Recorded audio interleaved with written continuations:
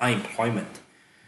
Note that I have skipped chapter 13 and 14 for a moment because unemployment is another measure of statistics for the economy, while chapter 13 and 14 are primarily on the financial markets in America. Okay, so far I have talked about a bunch of numbers, right? GDP, GDP deflator, and other GDP related measures. They are used to measure, remember intuitively, how rich, how poor a country, state, or city is. Then I talked about the so-called consumer price index. So first, we want to measure whether or not a country, city, or state is rich or poor. Second, so for example, if you make $1,000 a month, right? So that's your personal GDP if you are your own country. Okay, so next, we are interested in knowing how many stuff you can get from your $1,000 income or salary. Remember, to maintain a so-called decent quality of life or living standard, it costs you different amount of money. It depends on where you live. So for example, if you want to live a decent life in America, and if you live in New York City, it may cost you, so for example, $3,000 a month.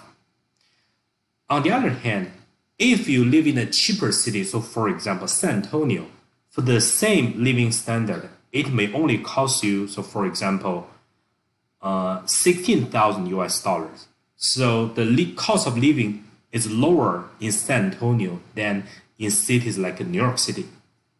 Okay, and we use a statistic called the Consumer Price Index, CPI, to measure the cost of living, right?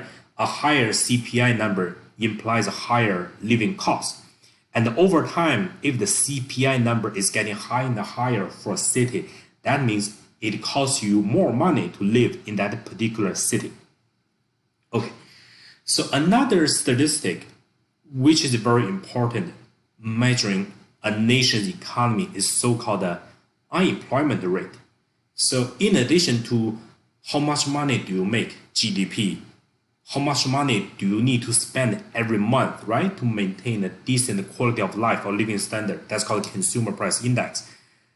Next, it comes to how can you make $1,000 per month, for example, right? If you don't have a job, you don't have income, you are unemployed, but are you part of the unemployment rate reported by the US federal government every month?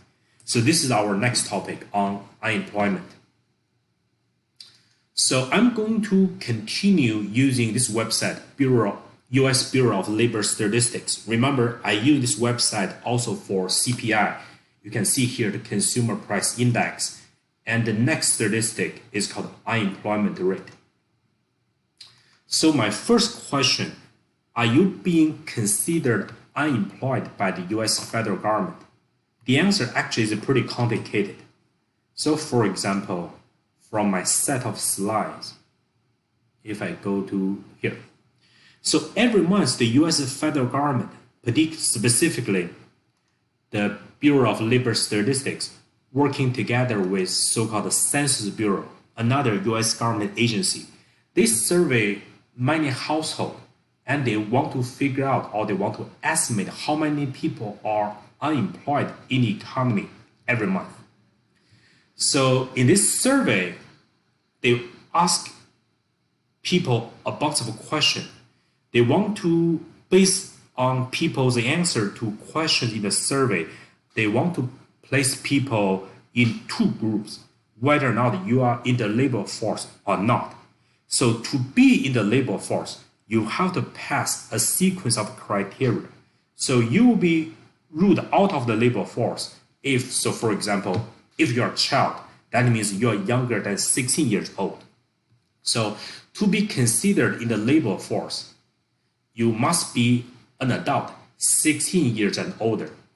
And also you must be a civilian. That means if you are not serving in the military, right, you are not in the labor force. If you are not in the labor force, you are neither employed nor unemployed. Next, you are not institutionalized. That means you are not in prison. you have been actively looking for jobs. So if you are in the labor force, that means you won't get a job and you are actively looking for a job. To be in the labor force, you should not be a full-time student. So for example, if you are a full-time student, college student, graduate school, law school, med school right now, right? So you are not in the labor force. So if you are a full-time college student, you are neither employed nor unemployed by the US standards. Also, to be in the labor force, you should not be a homemaker. That means stay at the home mom and dad. And of course, you are not a retiree to be considered in the labor force. Okay, so based on people's response, the Bureau of Labor Statistics put people into 3 categories. If you are in the labor force, you are either employed or unemployed.